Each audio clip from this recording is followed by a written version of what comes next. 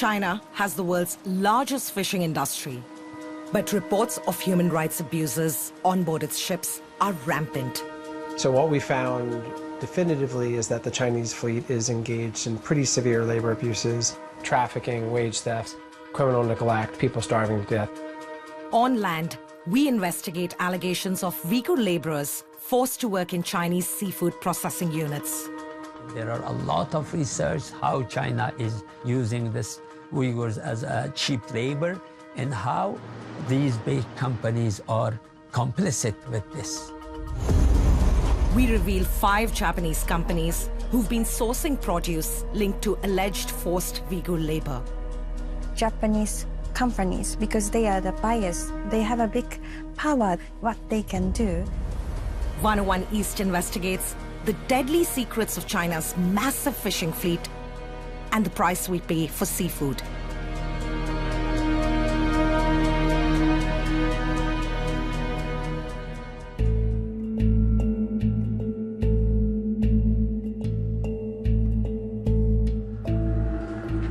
Indonesia is one of the largest suppliers of labor to the global fishing industry. I've come to the capital, Jakarta, to meet 25-year-old Christian Jansen. From 2018, he worked for almost 2 years as a deckhand on a Chinese squid vessel called FV.Wei. Hello, Jansen. Nice to meet you. Nice to meet you. Thank you for coming. His experience on board the ship was so harrowing that he never wants to work in fishing again. Kondisinya sangat buruk sekali. Kondisi kerja sendiri sih, kalau masalah minum, awalnya itu kita dikasih ada pembagian. Tapi setelah habis itu nggak ada lagi. Kita minumnya dari air laut yang disuling. Nah, masalah tidur sendiri, kalau pas lagi musim ikan, tidurnya itu paling sedikit itu, paling lama itu 4 jam. Paling sedikit 2 jam. He says frequent beatings came without warning. Itu hampir semua sih yang anak-anak ABK itu hampir semua kena kekerasan waktu bekerja di kapal. Kita ini dianggaplah kita kayak binatang diperlakukan seperti itu. But with a promised monthly salary of $300, Jansen and his colleagues were willing to put up with it all. Until one day in September 2019. Ya, tentunya yang paling menyedihkan ketika teman kami meninggal ya, almarhum Fadil. Jadi itu merasa sangat terpukul sekali.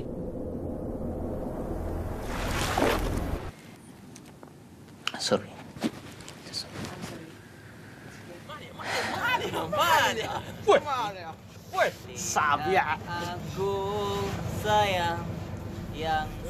Fadil had been sick for a few days when his whole body started swelling. He begged the vice captain to let him off the ship to seek medical care. Instead, he was given over-the-counter painkiller medication and told he couldn't leave because his contract had not ended. Pada hari-hari terakhir itu sebelum dia meninggal, almarhum Fadil sebelum meninggal, dia sempat bicara sama Gandhi, sama saya juga, mungkin sama teman yang lain juga. Kalau misalkan dia meninggal, mayatnya harus dilihat sama orang tuanya. The captain of FV.Wei told the Indonesian deckhands that Fadil's parents had consented to his burial at sea. A Chinese deckhand secretly took these images and helped Jansen smuggle them off the ship when it finally docked 9 months later. Itu sangat menyakitkan sekali. Sampai sekarang pun saya nggak kuat kalau diceritakan seperti ini.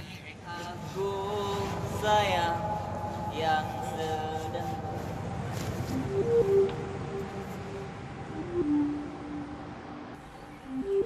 Fadil's story was only publicly reported in 2023 as part of an investigation by an American non-profit journalism group, the Outlaw Ocean Project.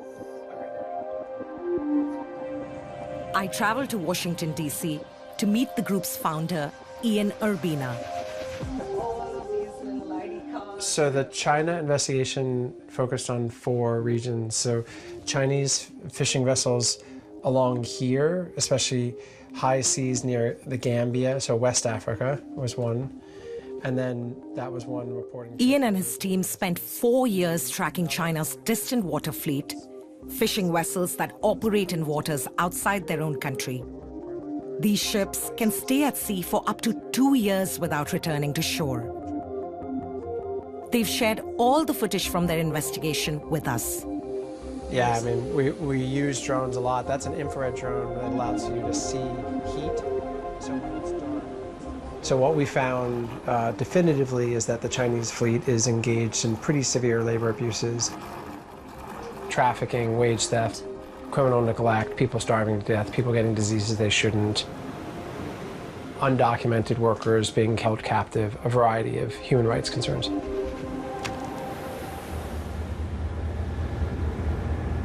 On a trip to the South Atlantic in 2022, they came face to face with the FV.Wei, the vessel on which Fadil had died.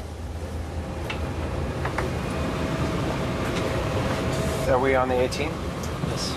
So this is the FV.Wei, a ship that we are investigating, and it's nighttime, and it's fishing, and it's got its bulbs going. I was interested in the FV.Wei because we had a dead body. We knew the fatality was an Indonesian. We knew the fatality had suspicions around it because the conditions of the body. We quickly found out there was violence on board, there was malnutrition on board, there was captivity, begging to be able to leave, not being able to leave, begging for medical care, not being provided it, etc. The Outlaw Ocean Project tried to make contact with the FV.Wei on radio. The ship did not respond. But given the description of Fadil's body, the team were able to ascertain that he most likely died of a preventable disease called beriberi, which kills a number of sailors each year. Back in Indonesia, we traveled to Sigli, Fadil's village in Aceh, a conservative province on the island of Sumatra.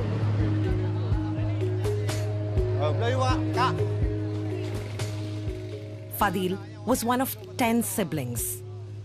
Today, his elder brother Ari works in the fish market where Fadil once did.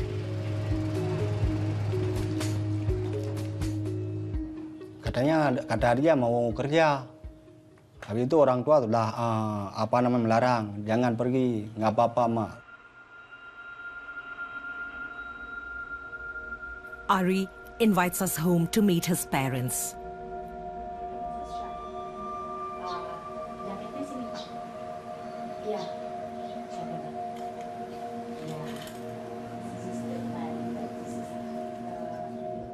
Ini barat baju yang dikembalikan oleh kru kapal pada anak saya.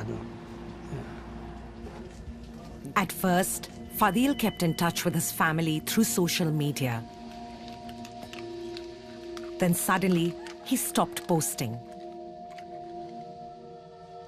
Nggak tahu, kami bikin di surat kabar oleh Yara bahwa ABK yang bernama Fadil hilang pertama kali. Ada di Google, hilang.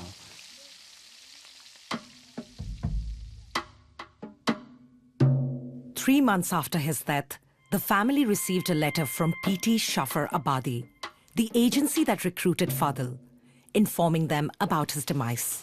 It did not state the cause of death. Dengan ini, bahwa kru PT Shafar Abadi dengan atas nama Fadil yang bergabung di kapal FV nomor 18 meninggal dunia. Untuk itu perusahaan akan bertanggung jawab atas klaim asuransi jiwa sebesar 150 juta.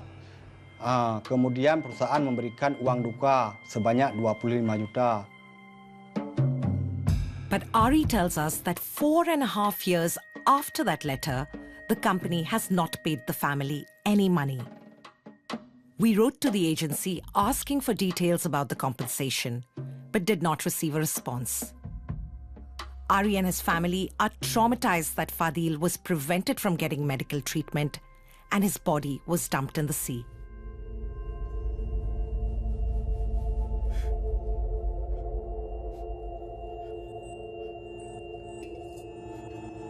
Lalu PT Safar Abadi yang nama saya, dia bilang sama kapten kapal, kami keluarga setuju bahwa Fadil dilarungkan ke laut. Padahal kami tidak bilang apa-apa. I asked Ari if he was angry about what happened to his brother.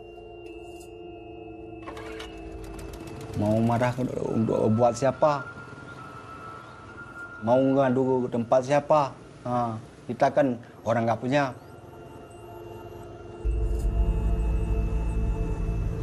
Fishing is one of the most dangerous jobs in the world.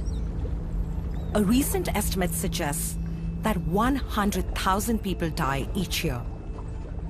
That's more than 300 deaths a day. The extent of violence and abuse is shocking.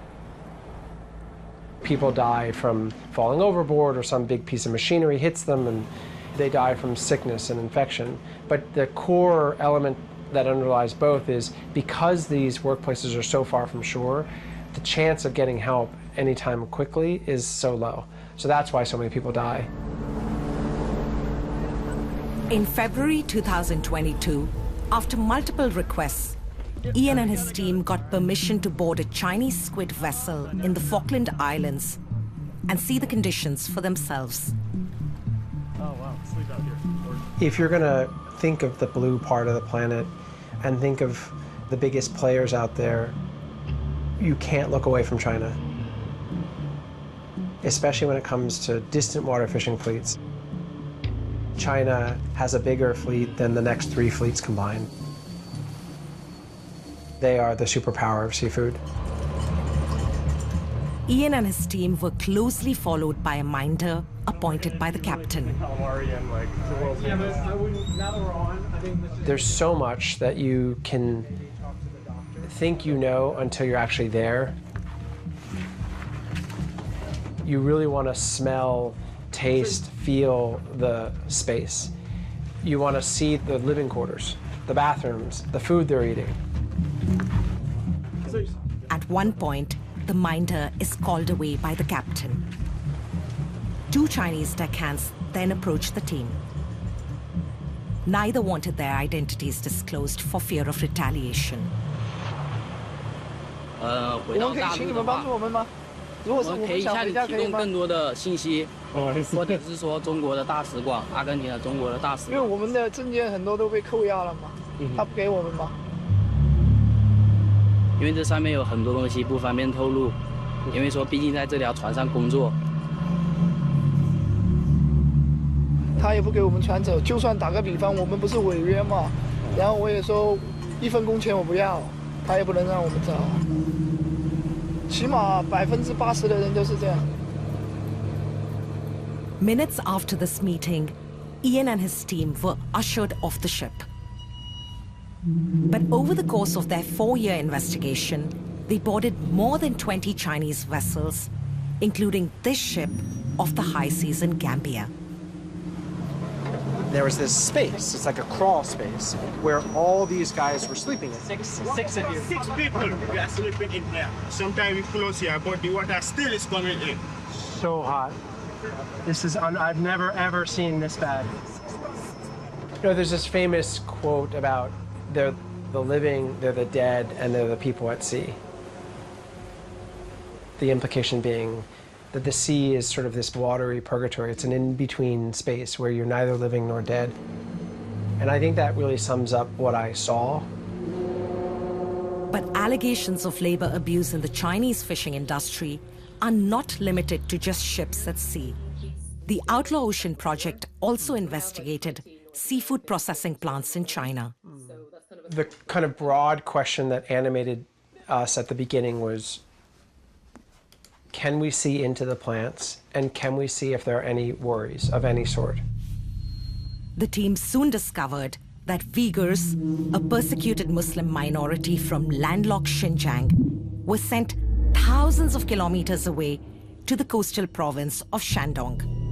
There, under the Chinese government's labor transfer program, they were put to work in several seafood processing plants from 2018 until at least May 2023.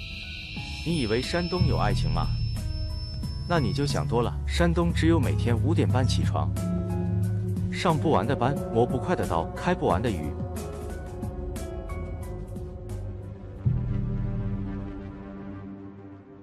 Ian's team mined thousands of videos posted on the Chinese social media platform Douyin. They were from accounts that had been registered in Xinjiang, but were now posting regularly from inside seafood processing units in Shandong, using songs, poetry, and language that were characteristic of the Uyghurs.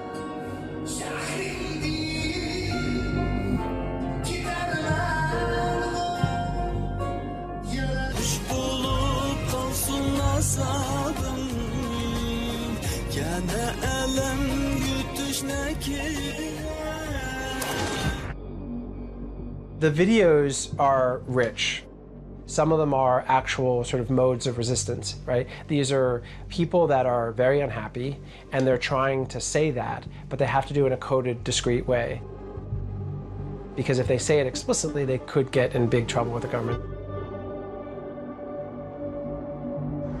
你一个月工资多少？3000。那你为什么还这么开心？因为我没有办法。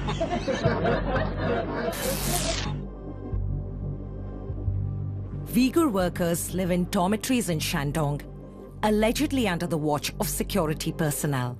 We found that a lot of these parent companies that own the plants were very open in their own internal newsletters about their use of Xinjiang Uyghur workers.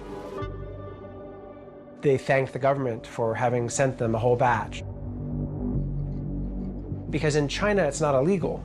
So they didn't have anything to hide from their perspective, but to the rest of the world, it's a big problem.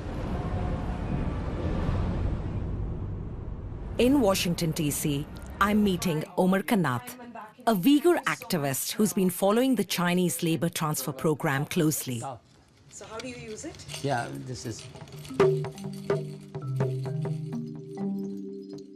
We call it Hasha. This is the name of the forced labor for Chinese government forced the Uyghurs to work. They are being relocated thousands of miles from their families, from their communities.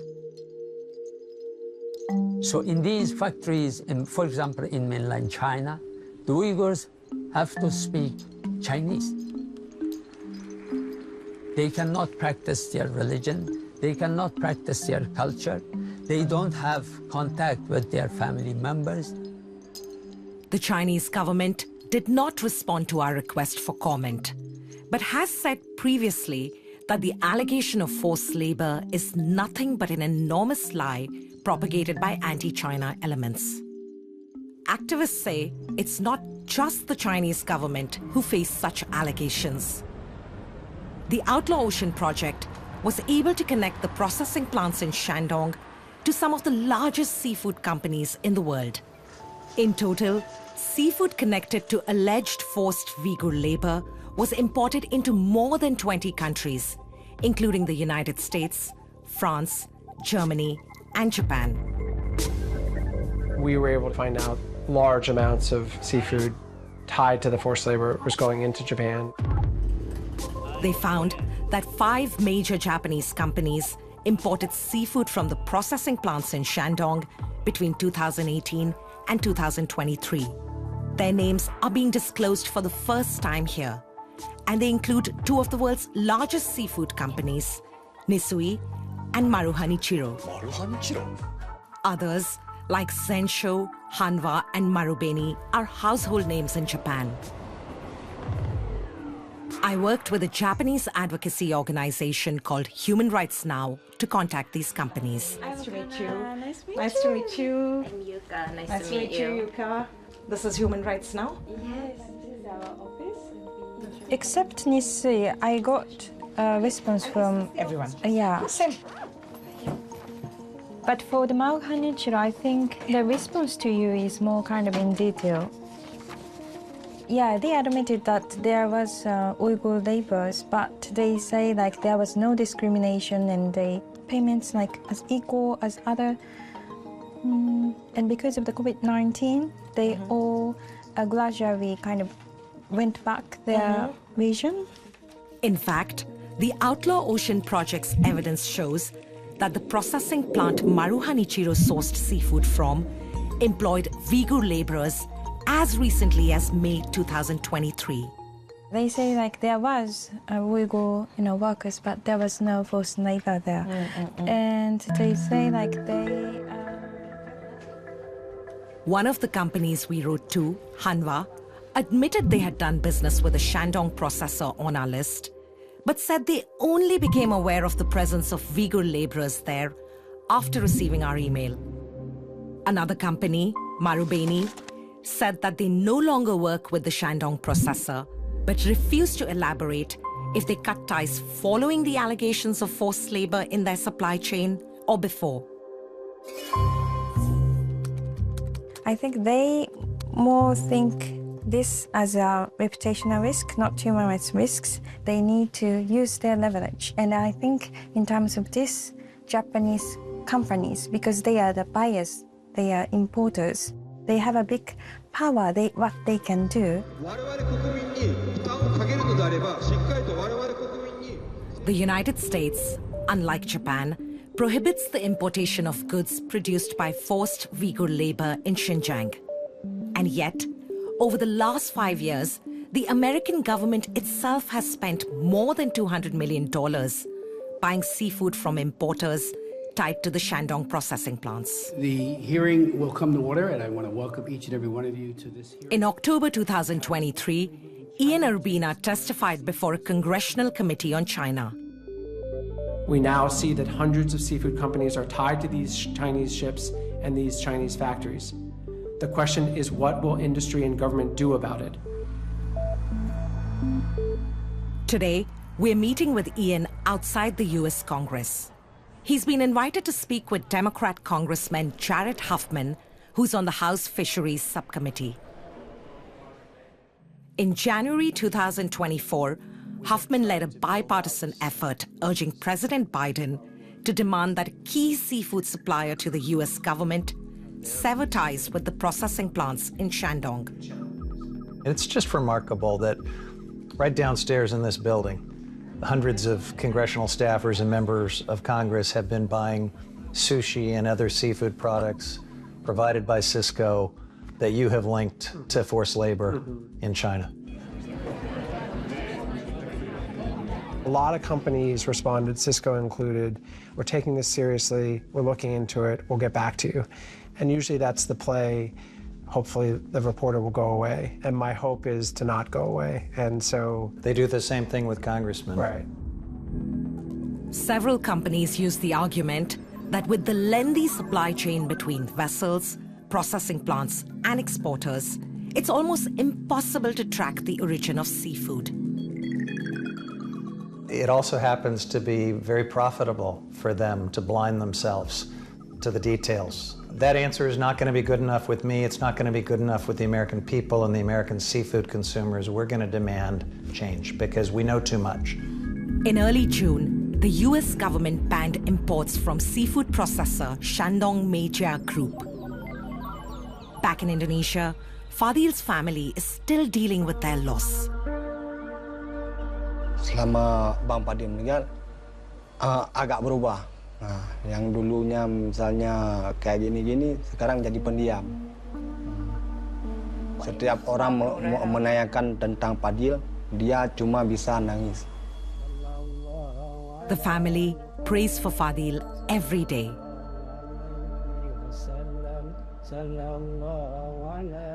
And they warn other young men from their village who are still leaving to work on fishing vessels. Kalau mau merantau dipikir dulu. Bukan negara kita yang seenaknya kita boleh pulang, boleh tidur di mana-mana. Kan kita nggak seenak di kampung kita, tidur di pos ini, tidur di pos itu.